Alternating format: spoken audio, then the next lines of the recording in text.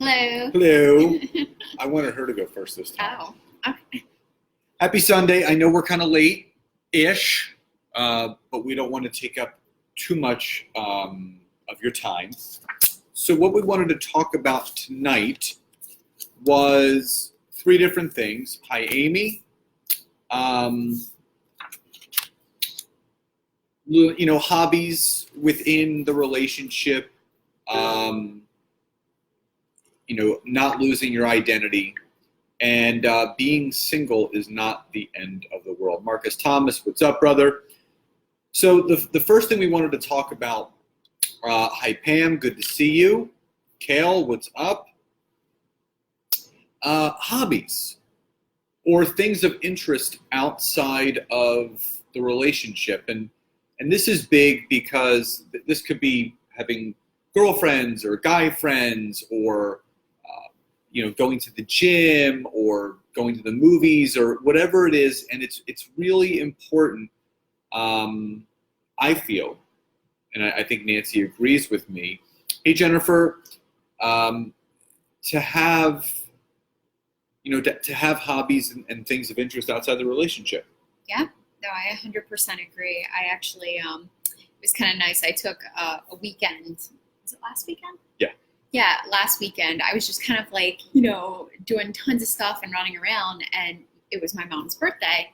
And so my sister, my mom and I ended up kind of taking a weekend. We had a girls' weekend, and we ended up doing, we went antiquing, which really is just jumping to different thrift stores and checking out cool stuff and little treasures. But it's something that we like to do. And the whole time when we kind of like got back together, we also started talking about other things that we like to do, like, crocheting and art and things like that. And it's really important, and it's so easy to kind of forget those things that you absolutely love. So, it's important to not forget that and remember what you like to do. So yeah, and having hobbies, it doesn't mean you have to do that with your partner. It can mean you're doing it with people outside of the relationship, friends or family, whatever it is. Just like, Nancy wanted to celebrate the weekend with her mom and her sister, so they went antiquing and stuff, and it was just Taylor and I. And then that gives me and Taylor a weekend to kind of do some guy stuff and go to museums or whatever we like doing together. But there's also times where, I'll go to the gym by myself if Nancy doesn't feel like going that a particular morning, or if she wants to do something like go to a cafe and work for a couple hours, whatever it is. It's important to have things hobby-wise, either shared or individually, outside the relationship, because it helps to, I don't want to say keep your sanity. What does that mean? Meaning it's you should never lose yourself in the relationship. And I still go back to the Shift by Wayne Dyer, where if you like to paint, continue painting. If you like to bowl, continue to go bowling. Photography, whatever your hobby or your passion is, just because you're in a relationship, it doesn't mean you have to give it up. Yeah, no, this is very true. I actually, when Scott and I weren't together, and I was single, I had almost like a year that I was just, I was not with anyone. I was just, kind of single. And I kind of started this whole like life journey. And my whole mentality was, we eventually are all going to get old. We're all going to, be different. We're going to look different. Our physical appearances are not going to matter as much. And we might be alone, right? We might be by ourselves, or we might have to find out what really makes us happy.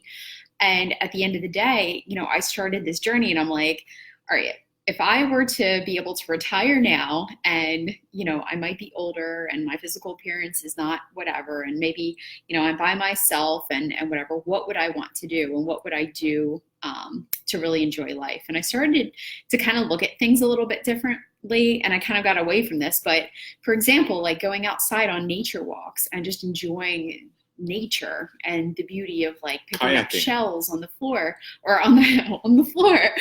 No, like shells at the beach and stuff like that. And honestly, like that whole summer that I was single, I went running by myself. I would go kayaking during lunch. I would just go and, there'd be animals swimming and stuff like that. And it's like, I tried to find enjoyment by myself. And I will say that year that I was single and not in a relationship, and I really got to learn about myself and who I was one of the most impactful years I've ever had in my life, because I was not worrying about anyone else. I was thinking about myself, and I was really self-reflecting on what made me happy. And I highly recommend it to everyone out there. If you feel like you're starting to lose sight of yourself and you're not really sure who you are and what you want, I will say two things happened, right? So not only did I realize what I really loved, right? I love being in nature. I love, just the beauty of the world. I love writing. I like all these things that I forgot about. Playing music. I love to play the piano. So it not only helped me realize the things that I loved, but it also helped me realize I cleared the air, and I actually realized what I really wanted out of a relationship. So that time by myself was so impactful that whenever Scott did come around, it was like, ooh, okay, I want to be with him, and I want to be in this relationship. And it was the most healthy kind of unfolding of that absolutely possible. So Amy writes, hi, Nancy, I was so used to being in a relationship that when I got out of that toxic relationship, that year was hands down the year I found myself. Yes, Amy, like I totally resonate with that. And I told Scott, and I mean, I am so incredibly happy now, but that was one of the best years of my life. It really was, because I had such a good time, and I had become at peace with myself, and I kind of gained more confidence than I've ever had in my whole life, because I had that mentality. I'm like, well, you know what? If nobody wants to be with me, or if I decide to start dating again, who cares? Because I love myself. And it became such a year of just building it back up. And honestly, I don't think our relationship would be as strong if I hadn't taken that time. So that's the other thing we were kind of talking about, is we want to talk to anyone out there who's single right now, who might be feeling that time is like lonely, or they're not, with someone, and they're kind of focusing their mindset in that direction, where actually it's really awesome, to have that time by yourself and to really make the most of it. Yeah, Pam wrote, to grow older is truly a blessing, to do so with no regrets and fulfilled by having lived a life full of joy, and all the stuff that makes us happy. By the way, of practicing piano right now is priceless and amazing. I love my piano. That's like my outlet. Yeah, so the other thing about making sure that you have hobbies or interests is not losing your identity. And we've heard it all the time, that you get so involved in the relationship that you kind of forget about who you are as an individual and as a person. And it's the one thing that Nancy and I are very, very present and respectful of, that I still want her to be her own person, and she wants me to be my own person, and not lose our identity, but actually, she talks about it all the time, watering each other to continue growing into our identity. And your identity is going to change, but codependency can be a very, very damaging thing to a relationship, where you feel like that you can't live without that person, or with that person, whatever it is. And I think I've mentioned this book before, Codependent No More. Great book. And I'm not going to speak for Nancy, but I know that I was in past relationships where I was very, very codependent. I wasn't very independent. I didn't feel I was emotionally mature enough to say certain things or to handle certain situations, and that comes with age. And I now feel sometimes that I'm happy that I went through the relationships that I did when I was younger, because they taught me the lessons of, not that those relationships were bad, but I earned my badge of emotional maturity, that when the right relationship happened at the time that it was going to, I was prepared and ready to be in that kind of mature relationship. Yes. I thought you were going to have something to go on. No. I just, I'm such a fan of, not losing yourself. And, sometimes I'll even tell Scott, like, I'm so much stronger in a relationship where and I'm still working on it, but, if I start to feel feelings or emotions, right away, I try to tell him. I had a little mini meltdown this past week, and it was kind of like, I felt bad, but I wasn't 100% why I felt bad. And I kind of like said it, and I'm like, oh, I've been kind of bottling this, and it hasn't come out. It just wasn't coming out the right way, right? So it's important, very, very important, right, to communicate with your partner, but also to not lose your identity in who you are and what you need and what you want, right? So if you feel yourself starting to kind of build up a little bit, and you're like, you know what, I need some me time, or I need to, get it off my chest. Yeah, or I need to go and have lunch, and just kind of zone out for a little bit. I mean, actually, a big conversation that we had recently, where I kind of just said, this is something I need, is I need more downtime than Scott does. Scott is like a machine. Scott is like, I've never met anyone like him in my whole life. He can work harder than anyone else I know. I mean, he is from sun up till sundown, he is productive. And for someone, I pride myself. I feel like I am very productive. I can get a lot done, but my wall comes up a lot sooner than Scott's does.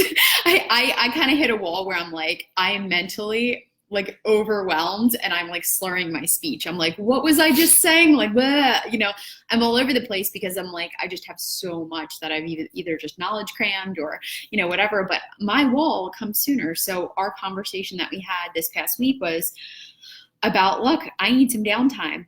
There might be a day where maybe you do go to the gym and I kind of need to stay in bed a little bit more and catch up on some sleep, or, maybe you go over here and you do this and I just need some time to myself. And, it's important that you talk to your partner about that and that you voice those things, because again, like I learned it again, I kind of built things up and it kind of came out and I was like, what am I even saying? Like, this makes no sense at all. So just when you start to feel things, make sure you communicate them. Yeah. And I wasn't going to make her, and I wasn't going to go on the defensive because she was telling me how she felt. So I was going to, number one, acknowledge that I heard how she felt.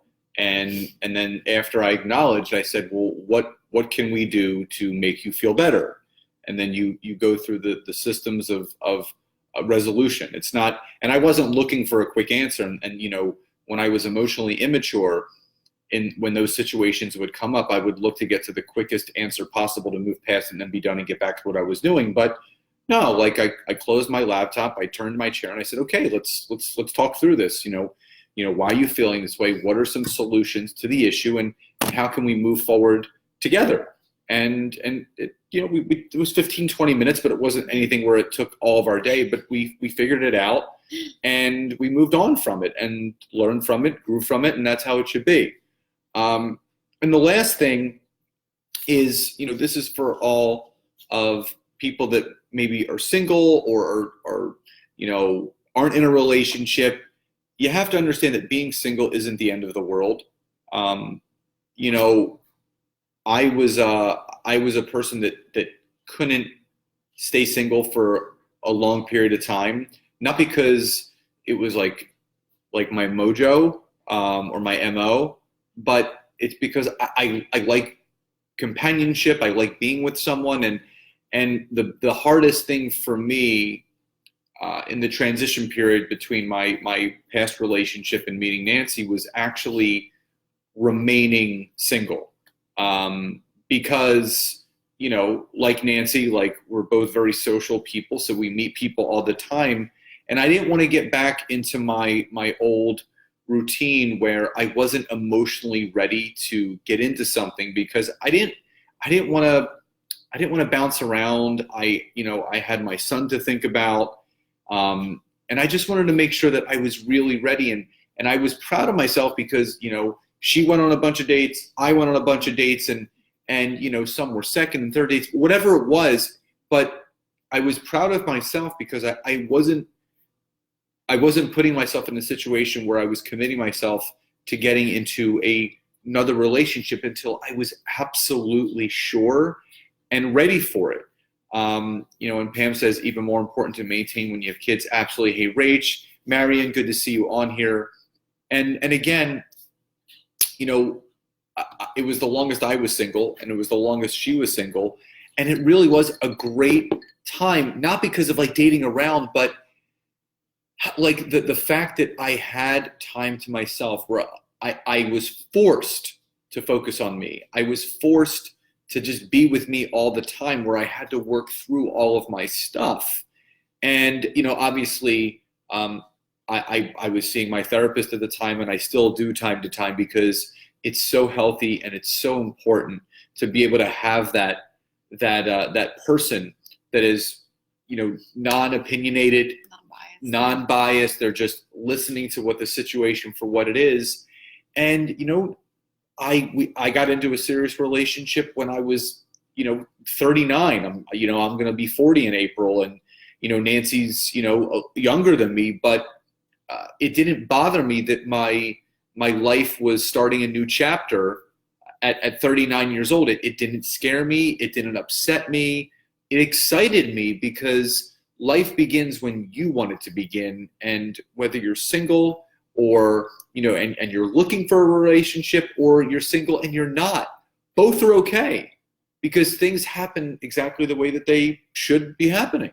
And can you just, from a guy's perspective, because, I kind of went through my ups and downs. I had a little cry fest, on the floor in my kitchen, like, nobody's going to want me, like I had my, whenever I had become single, and, I'm over, I'm in my 30s, and I'm just like, you know what, at this point I should be, here, here, and here. And I just had this preconceived, what went through your head? Like when you got out of your relationship, were you feeling like scared that you weren't going to find someone? Yeah. Like what process did you go through? Because I want people on here who are single or might be thinking about being single.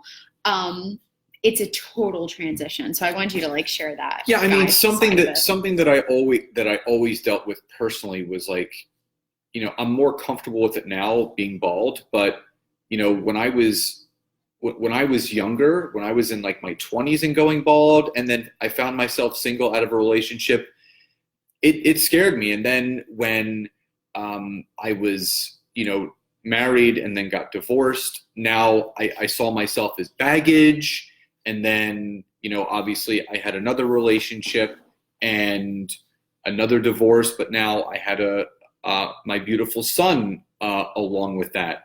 So then I found myself sitting there, and I'm like, shit, like I'm bald, which I got over. I think bald is beautiful. I think it looks great. I'm twice divorced, and I have, at the time when Nancy and I first met online, I had I think he was a 5-year-old son, and you can't help naturally to think, what woman who does not have kids or has never been married is going to want to be with me, who is twice divorced, but also has a child? And listen, I could have taken those thoughts and I could have gone down 2 different roads. And I thank my family and I thank my therapist, because she said, well, you have 2 ways of thinking about this. You can think about it the way that you're thinking about it, or you can say, you know what, someone would be really lucky to end up with me, because I'm a loving, caring, generous, really great person that has an amazing, amazing son. And my therapist said to me, they said, Scott, they're going to love you for exactly who you are. We're frozen. Let's see if it's still frozen.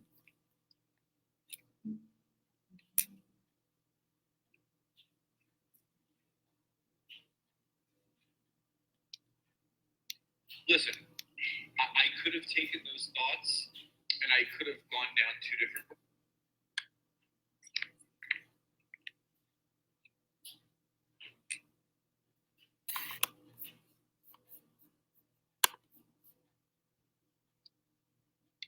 Listen, I could have taken those thoughts and I could have gone down 2 different roads. So maybe we are live?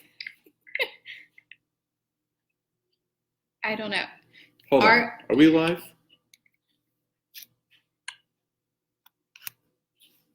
Let's see. Sorry, the computer screen froze.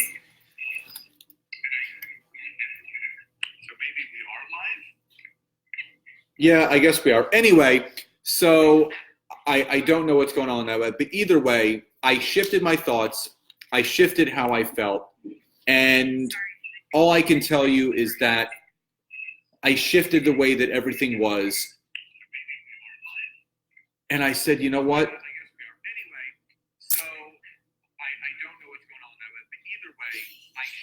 So turn that off.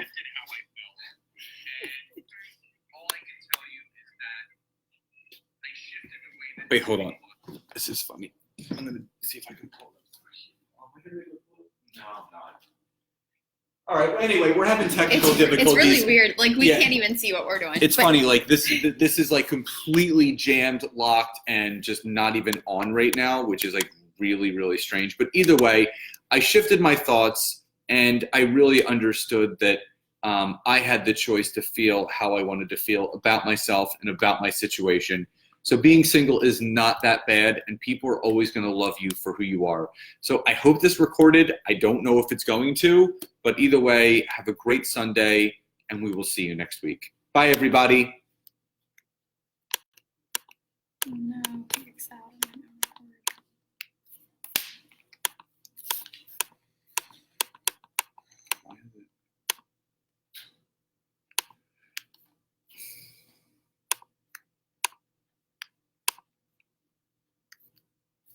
To me, it's